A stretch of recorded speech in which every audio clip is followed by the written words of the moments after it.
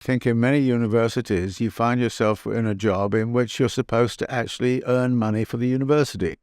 And public funding has become less and less, and even there it is largely targeted, so that you will get public funding coming through the National Institute of Health, which is targeted towards certain ends. That public funding is often connected to corporate interests in very specific ways. And the idea that somehow or other the university is repositioning itself in such a way that its main mission is to provide the wherewithal of the ideas and the backup for corporate capital and for big government.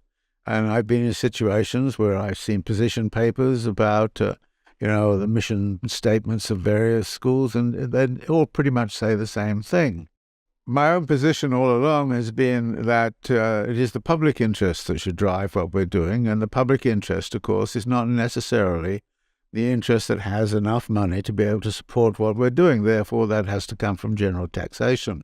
Well, the tendency now is to say, no, it's no longer taxation. It is either the big research foundations, which have different kind of political postures, some of them conservative, some of them reasonably progressive by liberal standards.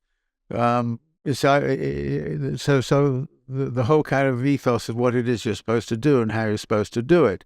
I recall actually in one of the universities I was working in that we were sort of singled out as being a department that was in trouble. We didn't know we were in trouble because we were having a very good record of students coming through, getting good jobs and all the rest of it. And the dean came in and we said, well, we look at all this stuff we've done and everything. And he said, yeah, no, it's very impressive academically what you've done. And he pulled a dollar bill out of his pocket and he said, I'm only interested in one thing, and it's colored green, and you don't make enough of it.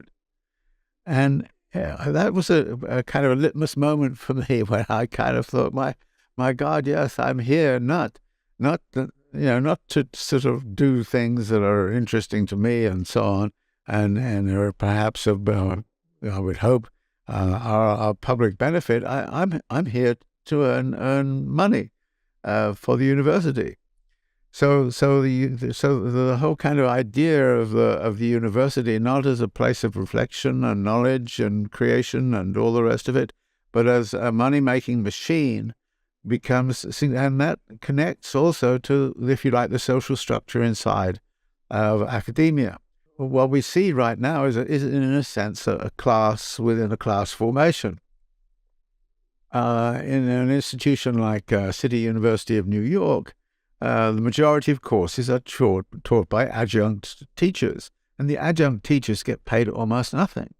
And then there are the sort of regular faculty, and then there are a few stars here and there. But CUNY is not a good example of this, because the real stars, if they're worth their salt, are going to be spirited away to the big universities like Harvard, Yale, which are business corporations with very large endowments. They're very large corporations.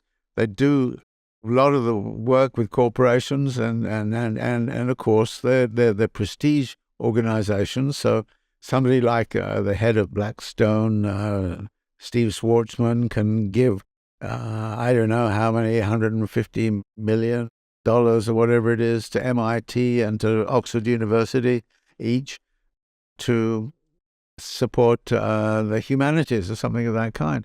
So that we have a completely different ethos in terms of what the expectation is, and the expectation that we can somehow or other become money makers, and money makers for the university is one of the big shifts that has occurred.